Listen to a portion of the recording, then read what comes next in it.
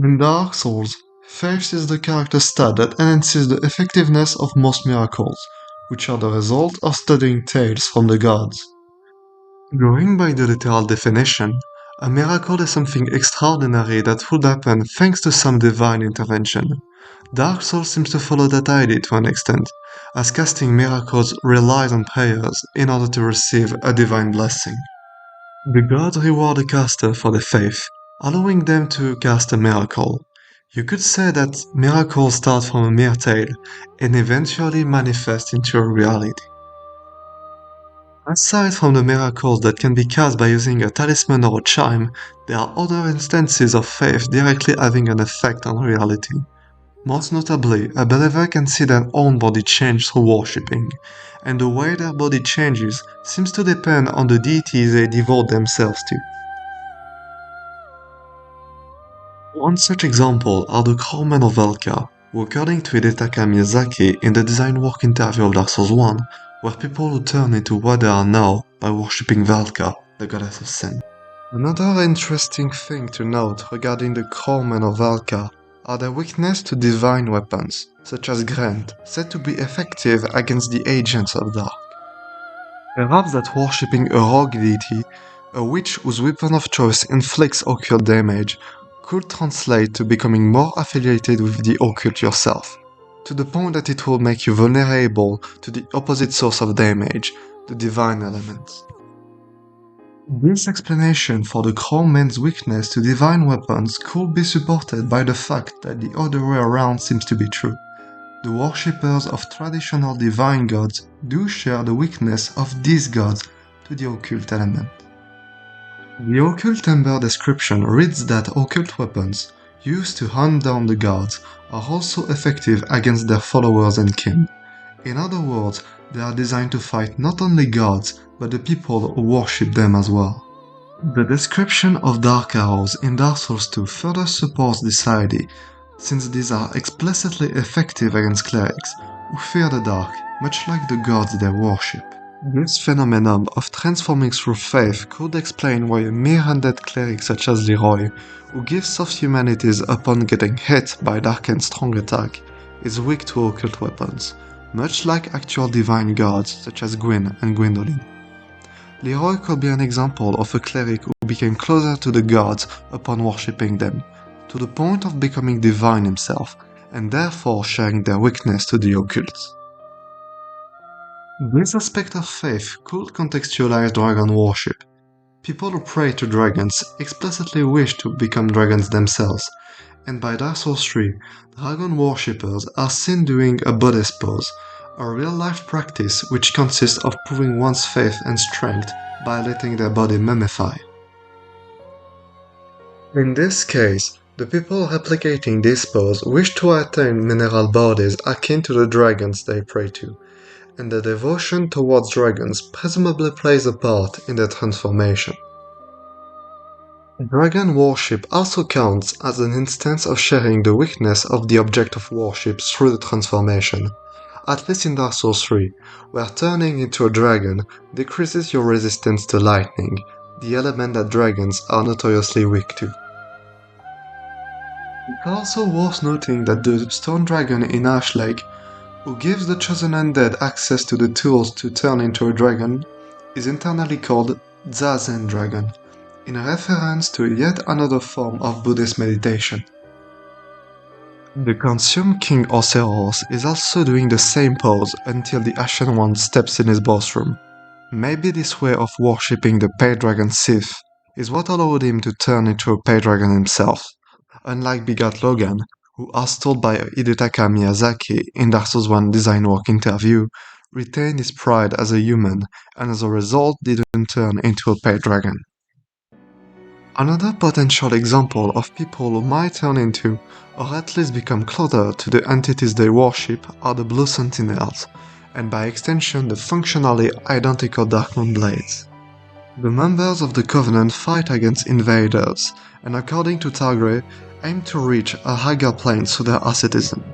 This higher plane could simply be the domain of the gods that Targray alludes to in his dialogue. This will make sense, since the Blue Sentinels perpetrate the hunt that Gwyndolin, god and leader of the Dark Moon Blades, used to oversee. They are directly serving the gods by tracking down their enemies. In a sense, they are worshipping them as well, since they are members of a covenant. In Dark Souls 3, a possible reading of the Japanese folk-tongue description could be understood as the Blue Sentinels and Dark Moon Blades misrepresenting themselves as gods, which further supports the idea that they are trying to become more akin to the gods by serving and worshipping them. Maybe the members of the Way of Blue protected by the Blue Sentinels do perceive them as gods, since much like miracles, the Blue Sentinels are summoned through prayer, as if they were gods. The idea of deceit and fraudulence of the Blue Sentinels will not be dealt upon just now, but is relevant for what will be discussed later during this analysis. These were all cases where the worshippers can see their body changed by their faith, but that same faith can also directly influence the object of worship itself. This means worshipping someone or something can deify that someone or something. One such example exists in Evlana, the goddess of hand from Dark Souls 2, who initially had nothing of a goddess but eventually became one through history and belief surrounding her.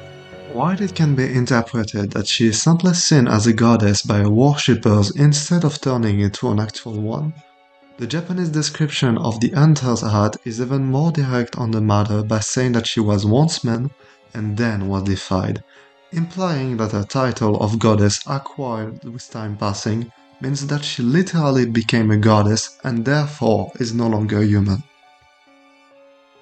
Blessings are not exclusive to God's intervention, as even mere clerics can apply those, as demonstrated by the Old Whip description.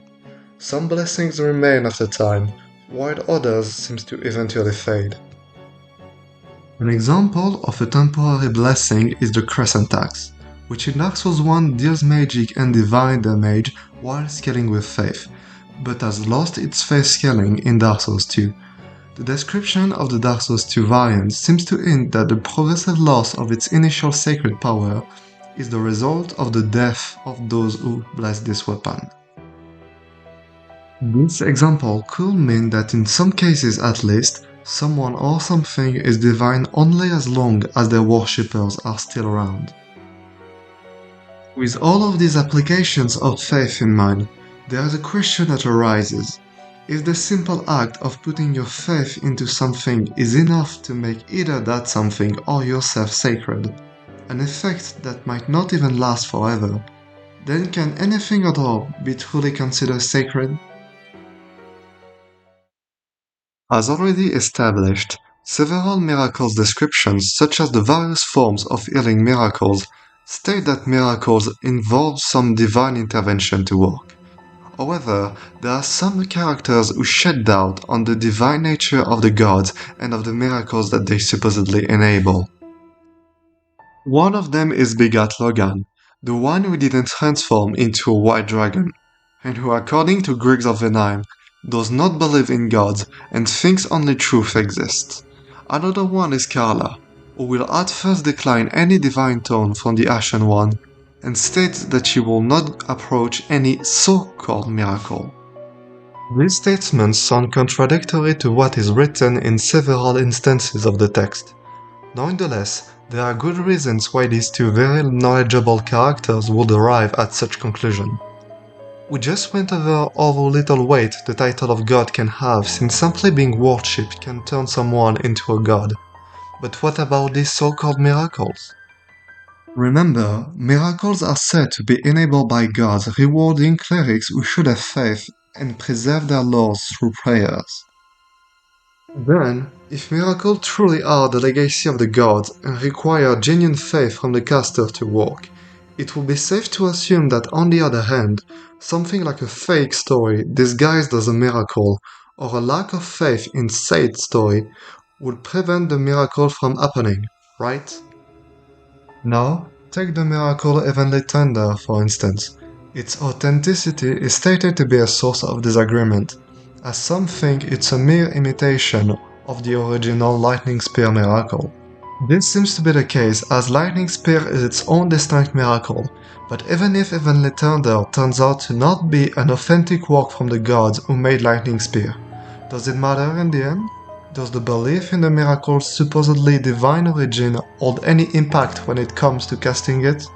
As it stands, this miracle worked just fine in game. Moreover, Heavenly Thunder will not be the only miracle born from an imitation, as other miracles such as Emmet Force and Splintering Lightning Spear from Dark Souls 2 are proof that derivatives have existed since Miracle came to be, and that they have been conveniently remolded by men for the sake of their own satisfaction.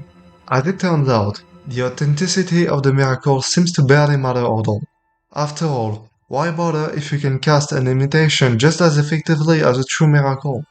This could also mean that the gods reward the caster prayers even while they're not faithfully preserving their law.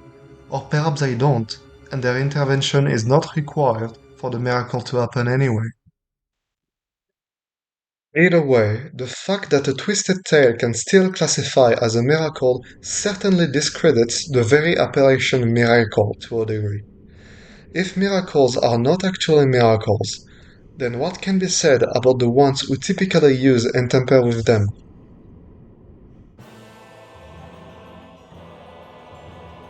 In Dark Souls 3, upon unveiling his identity in the Ring City, Patches practically demonstrates that he makes use of the undying greed of men by baiting them into looking for a treasure before backstabbing them. While he certainly is greedy himself, he essentially punishes humans, holders of a fragment of the Dark Soul, for their natural greed. It is interesting to note that he also has a vocal hatred towards clerics, the primary users of miracles, notably calling you a charlatan in Dark Souls 1 if you attack him after admitting that you are a cleric yourself. In Dark Souls 3, patches will also refer to the Ashen One as Rotten Cleric or Rotten Nun if they started with the cleric class. Perhaps this disdain toward clerics in particular could be related to his tendency of punishing people for their greed. If clerics happen to be among the most greedy people out there, then Patch's position towards clerics will make sense. An interesting bit from the Darkened description from Dark Souls 1 reads that the hand could sap the humanity of even a replete saint in an instant. The way this description is worded could imply that a saint, so a church-affiliated person, would have more humanity than the average human. Humans are not held in a good spotlight in Dark Souls, and are characterized by Kieran, the Rat King, Shira, the Crestfallen Warrior, and the aforementioned Patches as greedy beings. If a saint has more humanity, and, consequently, is more human than their peers, then chances are their greed is more noticeable as well. Patches specifically says that Petrus is one such example of rotten cleric who is not who he claims to be. Which turns out to be right, as Petrus himself backstabs Rhea and her crew by leaving them behind in the catacombs, and threatens to kill Rhea once she gets back to the surface. Petrus admits that he's a wolf in sheep's clothing, and makes it very apparent that his loyalty towards Rhea was a lie from the beginning. It's also worth noting that his talisman doesn't rely on a high faith stat to be effective. This could further depict Petrus as a liar who, on top of being despicable as a person, isn't the man of faith he claims to be either. Another character who inherits Petrus' archetype of rotten cleric is Lesia of Lindeld from Dark Souls 2, who blows her cover as an allegedly righteous cleric early on. Much like Petrus with its expensive tip, she scams the bearer of the curse, in her case by making them pay to open a passage. She claims that there's a secret behind this, when in reality she just uses a physical key. She also uses the idol chime, that not unlike the aforementioned talisman of Torolund has a low scaling with faith, but instead a high scaling with dark, and eventually betrays the bearer of the curse, presumably out of greed for souls. The descriptions of the chime and set that Licia wears make a comment on people hiding their true face from the public, which is of course relevant to Licia's character, and to clerics more generally. The land where Licia hails from is Lindelt, home of clerics and miracles, and it can be deduced from the descriptions of the monastery set and sainthood that Lycia and, by extension, Petrus were not exceptional cases of untrustworthy clerics. Lindelt is stated to be fraudulent at its core in spite of the image it has on the surface, and it is likely not unrelated to the fact that the land is known for its clerics and miracles. The Aldrich staff description is another proof of the hypocrisy of Lindelt and, in all likelihood, the hypocrisy of clerics in a general manner. But among the many instances of despicable clerics, perhaps the most egregious one is Aldrich from Dark Souls 3. Once a right and proper cleric, which by Dark Souls standards may be a red flag already, he eventually indulges in cannibalism and openly shares that hobby with his followers, who were also church-affiliated people. Aldrich's title of cleric would imply that he used to worship gods, and his title of Lord of Cinder means he linked the fire, something that the gods have been encouraging since Dark Souls 1, yet he is seen eating the god Gwyndolin eventually. This kind of act earned Aldrich the title of Devourer of Gods. For a previous worshipper and linker of the fire, this would be quite a betrayal from a god's perspective. Maybe Aldrich never was genuinely devoted to the gods to begin with. Going by Greek's quote, Logan seems to directly oppose gods and truth. Throughout this analysis, it has been shown that divinity and godhood can be acquired through worship and history, that miracles might actually be miracles only in name, and that the very people worshipping gods turn out to be liars for the most part, so in a sense enemies of the truth. Essentially, everything surrounding the gods is filled with deceit. Personally, I wouldn't claim that every god transcended like Evlana did, that none of the miracles are the result of an actual divine blessing, or that all clerics are scum by default. I think it would require dismissing a lot of the game text as unreliable, something I want to keep to the strictest minimum.